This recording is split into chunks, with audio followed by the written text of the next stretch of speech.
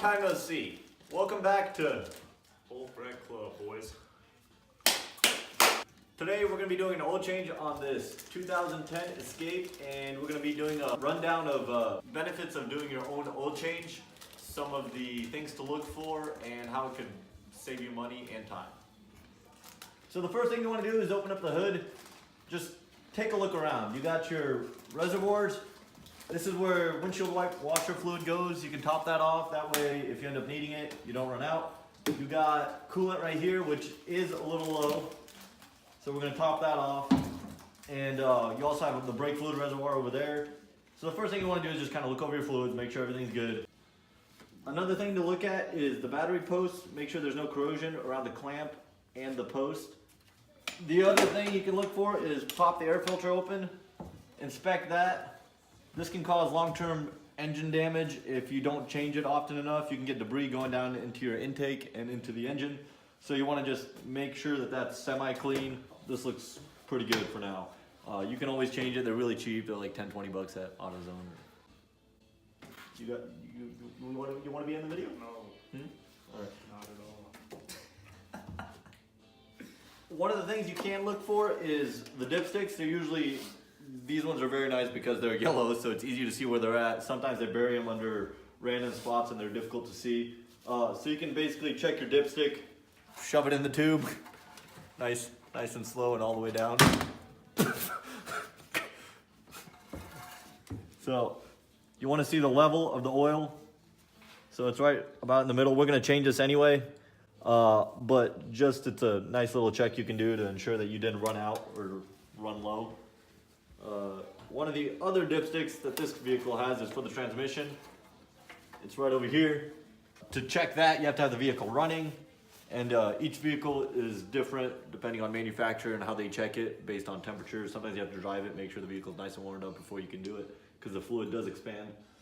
So that's just some of the things that you can look at initially. That's quick and easy. It takes just a minute or two and you'll know the condition and state of some of those things. The coolant is low, so we're going to go ahead and top it off. There's a minimum and max reading, which I cannot see because my own hand is in the way. But you want to go right in between those two. That's looking pretty good. On this reservoir, it's about right here in the middle, where the seam is of the two halves of the bottle. There we go. Got it. Piece of cake.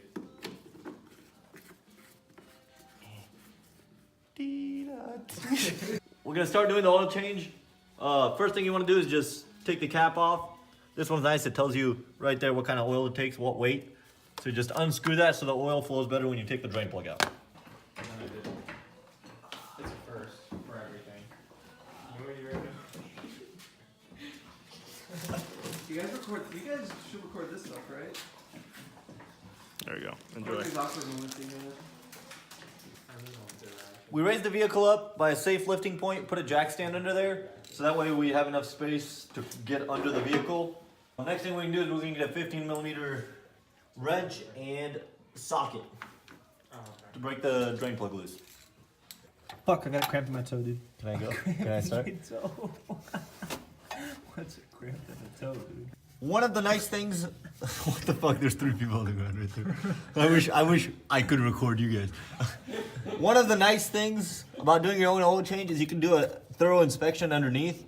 As you see, there's a bit of an oil leak here. It seems to be coming from the front of the engine. It's not that important or not that big of a deal.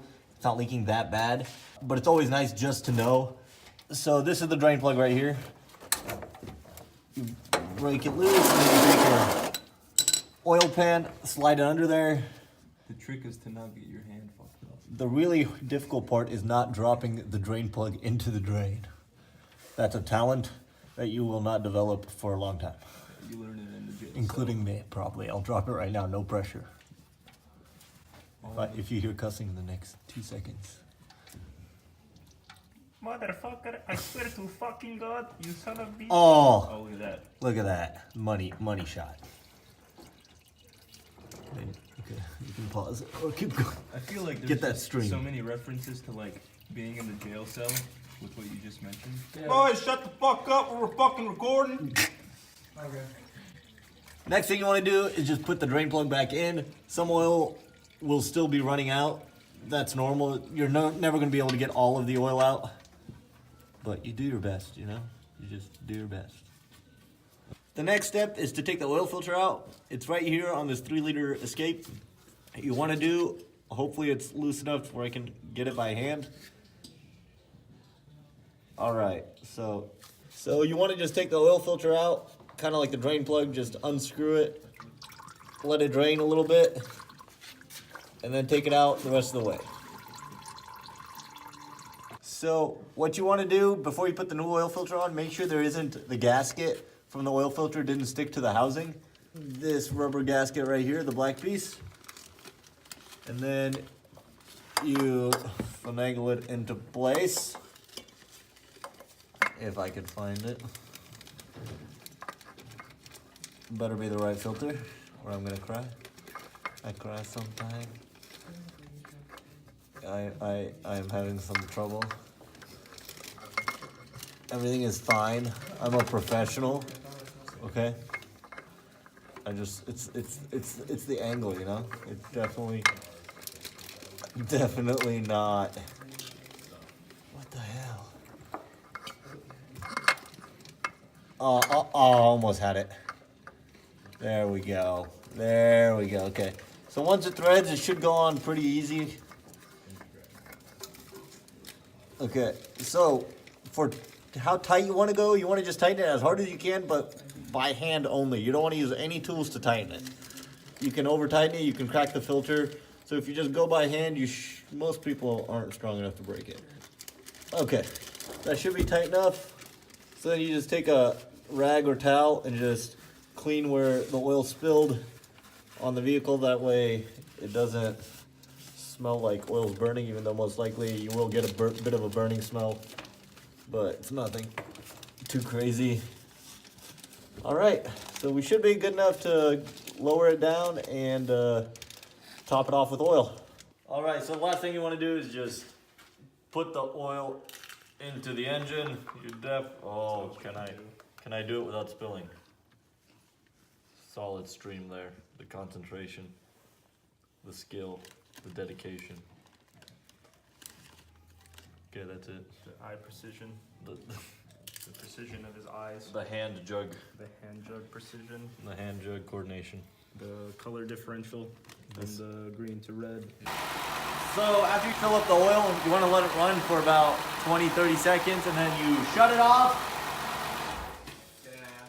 Let it drain down a bit, and then you check the dipstick to make sure you have the right amount of oil in there. So we changed the oil on it, made sure the level's good, made sure everything's good. Basically, that was just a couple things to look for when you're changing your oil, and some of the reasons why you should do your own. When you send it to some other places, you don't know what they are and aren't gonna do. If you learned one thing today, it's that you shouldn't vape. Don't vape. It's unbelievable, dude. The disrespect. Where's your integrity? Yeah, so another reason that you might want to do it yourself is you save yourself some money. We put full synthetic in this. Full synthetic oil costs about usually $20 for 5 quarts. And then with the filter, anywhere from like $3 or $4 to $10, depending on your vehicle. So you end up spending around less than $30 for a full synthetic oil change. A dealership would probably charge you anywhere from $40 to $100, once again depending on your vehicle. But you can usually find deals like quick lube places that'll have specials with coupons and stuff for $20, $30. But the problem with that is you don't know what oil they're using, you don't know where they got it, and usually the only reason they have a special is because they got a good deal on the oil. And usually there's extra fees that come with that. If they don't have your filter, they charge you extra, and they try to upsell you a bunch of stuff that you don't really know if you need or not because you're not the one working on the car. We're thinking about doing the counter argument to this, or why you shouldn't do your own oil change. If anybody's interested in seeing that, drop a comment down below. Subscribe. Like, share. Subscribe. Thank you for watching. Oh yeah, welcome back to the club. We've been gone forever.